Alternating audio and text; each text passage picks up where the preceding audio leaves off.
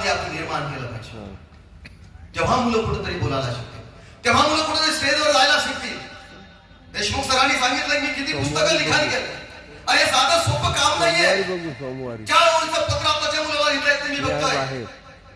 मुलाला टीसी काढायची म्हणजे किती गुरुजीलाच म्हणतात सर मला अर्ज लिहून द्या. म्हणजे याचा अर्थ गुरुजीनं वर्गात शिकवलंच नाही.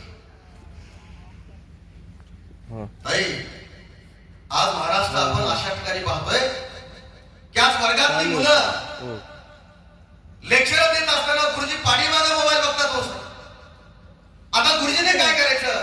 बरं महाराष्ट्र सरकारने असा जीआर काढला की मुलाला मारायचं नाही, मुलांना त्याच्या हृदयाला दुखेल असं बोलायचं नाही.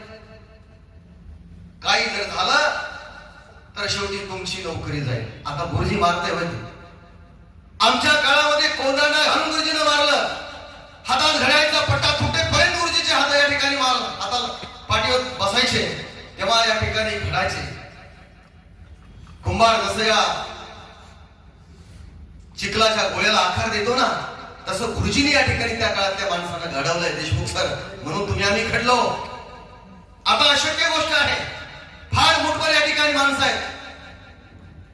आमची तर हरिभक्त परायण प्रशांत महाराज आहेत. संबंध महाराष्ट्रभर या ठिकाणी व्याख्यान देतात, प्रवचन करतात, रामायण महाभारत सांगतात.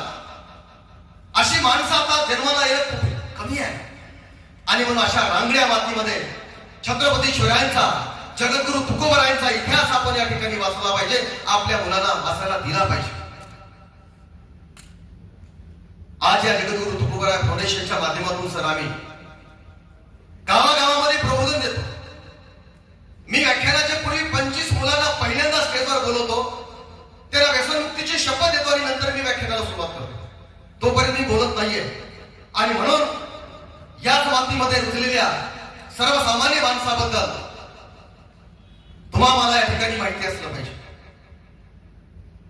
आता इथं चिठी आली कुणी तर दिली की संभाजी राजाबद्दल बोला सर. काय ज्या लांगड्या मातीमध्ये हिंदुत्व जागृत केलं. राजा कसा असावा, राजा किती शूर असावा, किती धाडसी असावा. अगदी कमी वयामध्ये असताना बुद्धभूषण सारखा ग्रंथ एखाद्या माणसाने लिहावा आणि शरीराचे लपतळे बाजूला काढलेले असताना सुद्धा स्वतःचा हिंदुत्व जागृत करावा असा एकच जगात राजा जर कोणी झाला असेल तर तो फक्त छत्रपती संभाजी राजा.